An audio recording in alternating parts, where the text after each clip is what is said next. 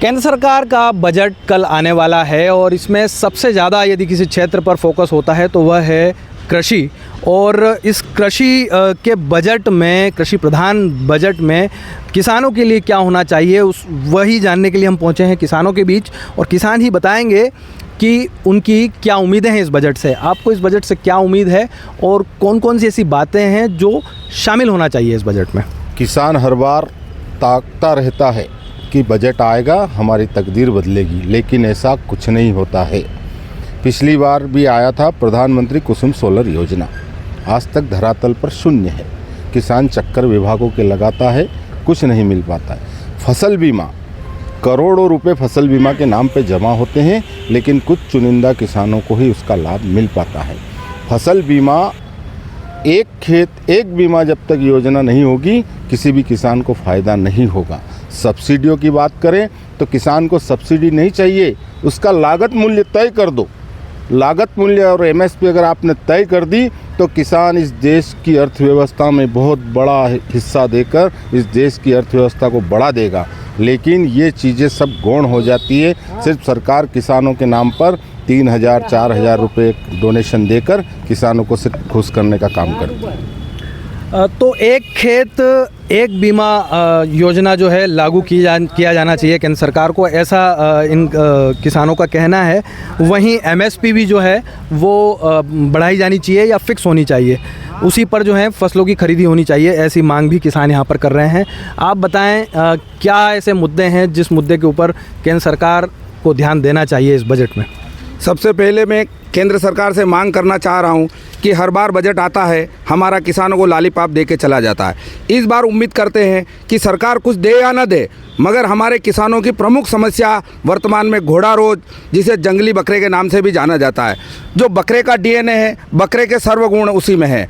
आप चाहे तो बकरे का डीएनए और घोड़ा रोज का डीएनए मिला सकते हैं।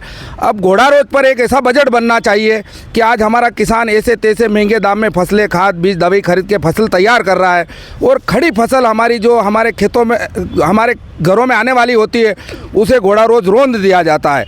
आज पूरे देश में सारे किसान एक ही मुद्दे पर लड़ रहे हैं, पर किसान की बात सरकार तक पहुंच नहीं पा रही है। उम्मीद करते हैं कि इस बार बजट में सरकार घोड़ा रोज पर कोई बजट बुलाएगी और हमारे किसानों को राहत दिलाएगी। रहा सवाल हमारे किसानों की लागत का, तो मैं किसानों की ओर से सरकार से मांग करता हूं, एमएसपी की गारंटी तय कर दे कि इससे कम दाम में ना बिके, कानून बना दे। हर बार हमारा किसानों का माल औने पौने दाम में नीलाम बोली लगाकर 12.25 रुपये करके ढेर लगाकर बेचा जाता है। जब हमारा किसान मार्केट से अपने खेतों के लिए कोई साधन खरीदने जाता है तो उसके मूल्य तय और फिक्स होते हैं। 2 रुपये की चीज़ 100 रुपये में बेची जा रही है। हमारा स्क्रू ड्राइवर से लेकर स्टार्टर केबल, मोटर से लेकर खाद, बीज, दवाई से लेकर जो हमारी दवाइयाँ कृषि एग्रीकल्चर में जो खेतों में दवाइयाँ लगती है, मात्र 200 रुपये लीटर थी, आज वो 5,000 रुपये लीटर हो गई। हमारी लागत मूल्य इतनी बढ़ गई कि सरकार इस पर ध्यान न दे रही है। केवल सरकार को दिख रहा है तो हमारे किसानों के उत्पाद महंगे दिख रहे हैं। मैं सरकार से निवेदन कर रहा हूँ, टकटकी निगाह से देख रहा हूँ कि शायद लोकसभा का चुनाव है और हमारे किसानों की आमदनी दूनी होने वाली है, ऐसी निगाहें हम लगाए बैठे हैं।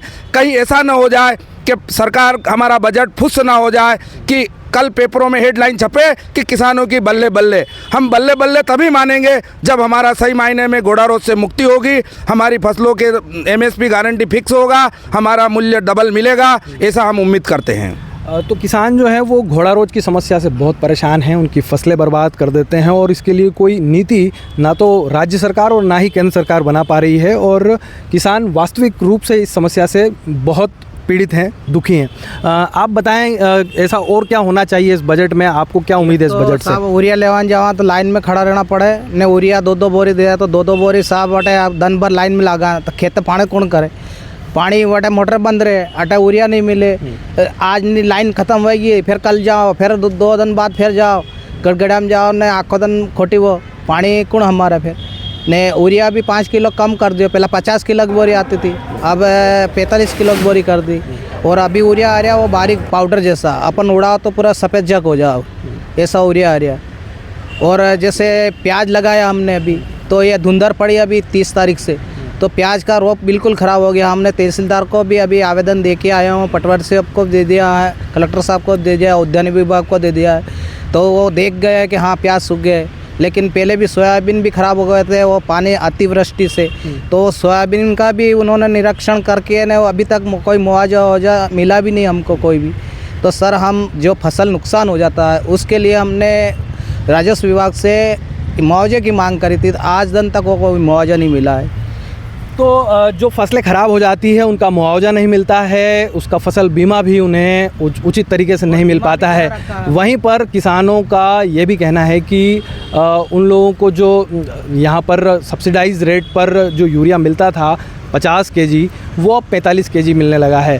तो कुल मिलाकर जो इस क्षेत्र के किसान हैं उनकी मांग यह है केंद्र सरकार से इस बजट में कि उन्हें एक ऐसा बजट दिया जाए जिसमें वास्तविक रूप से किसानों को लाभ मिल सके, ना कि केवल मीडिया में अगले दिन यह छपे कि यह बजट जो है कृषि का बजट है और किसानों की जो है बल्ले बल्ले हो गई है।